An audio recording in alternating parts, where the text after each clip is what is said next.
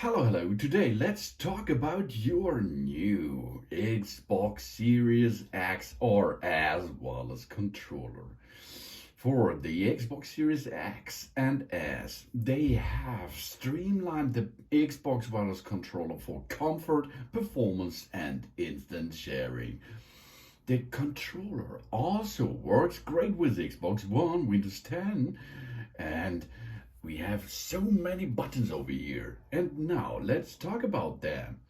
The first thing what we can see here is the left thumbstick and the right thumbstick, as well as you can see two awesome thumbsticks are available. These are small joysticks raised above the controller surface with rubber pads. The left stick resides on the upper left of the front face of the controller, and the right stick resides on the lower right of the front face. The sticks are used to interact with games, apps, and Xbox interfaces. These move directionally and they can also function as clickable buttons when we press down on them. For example, in a video game, it is often used for crouching or map or other things. It's random, okay? Then there is more. Here on the left side and on the right side, there are the left bumper and the right bumper, RB and LB. These are oblong shaped press-able controls that reside on the top of the controller to the left and to the right side of the USB-C charging port. These controls are used to interact with games, apps, and Xbox interface too. They're often used to let us jump between a section of the interface, but have varied functionality depending on the game. For example, aiming and shooting, for example. Then we have a button over here. This is the view button. This button is around 7 o'clock of the Xbox button. It uses this button to focus in on an activity in a game or an app, such as pulling up a map during a role-playing game, for example. The functions of this button vary depending on the app or game instead. And then here it is in the center. We have the X button. X button is in front of us. When the controller of the Xbox is turned off, then we can press this button to turn on the console easily. Is the Xbox already on the controller? It is for pairing faster. That means if I'm hold down this button, I can switch off this controller. As you can see, now it's off. While the Xbox is running and the controller is off, we can switch it on by pushing it only once. Then the controller is connecting each other with the console and it's paired. No problem. Of course, when the controller and the Xbox are already on, we can press it to bring into our optional menu. If we push and hold it a little bit, then we will see on the screen a shutdown option or restart option as well. When we are using the controller with the Windows 10 personal computer, this button opens the Xbox game bar when pressing during the PC gameplay. For example, we can use it to get into the home screen of the Xbox app. Then we have a new button here. This is the good old or the new share button. This button resides in the center of the controller's face, directly below the Xbox button. We can press this button to capture game clips and screenshots. Then we can share them with friends.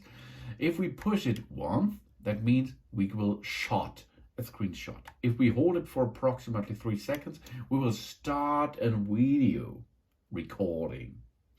Then we have over here a menu button. This button is to access games and app menu options like settings or help, along with commands within the user interface such as an enter on a keyboard. It's the same thing. Then we have the directional gamepad over here. It is a Dpad. This is a raised plus sign shaped toggle that bridges between the left and the right thumbsticks. Used to interact with games, apps, and Xbox One interfaces. It moves the focus up, down, left, or right into the interface. Also, we can use it in games to control our inventory, or to grab a weapon out of the interface, or let it drop, for example. Then we have on the bottom side here, it is an 3.5 millimeter port. This is a rethested port next to the expansion port on the bottom side edge of the controller, used to connect compatible 3.5 millimeter audio devices like headsets as well. And here is the expansion port. This is the rethested port that resides on the bottom side edge of the controller. It is used to connect other accessories such as Xbox One stereo headset adapter, for example, or we can dock it there into a docking station. Then on the front side we have the good old A, B, X, and Y buttons.